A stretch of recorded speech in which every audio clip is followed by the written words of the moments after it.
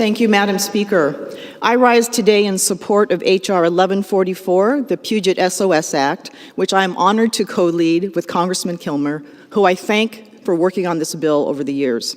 I also want to thank the Puget Sound Partnership and Northwest Indian Fisheries Commission for all their help. I am proud to work with you to preserve and restore Puget Sound. As a Western Washington native, I know how critical the health of the Puget Sound is to our region, economically, culturally, and environmentally. The Sound is an economic engine, creating over $30 billion in economic activity and supporting nearly 150,000 jobs. It is a biodiversity hotspot, home to over 7,000 different species, including 200 different types of fish. It is a sacred resource for tribal nations throughout the region who rely on the Sound's flora and fauna it supports for their lives and livelihoods.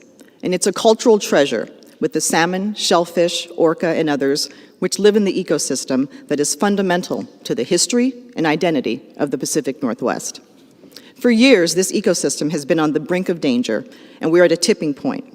As the human population continues to grow significantly, the risks and strain on Puget Sound intensify.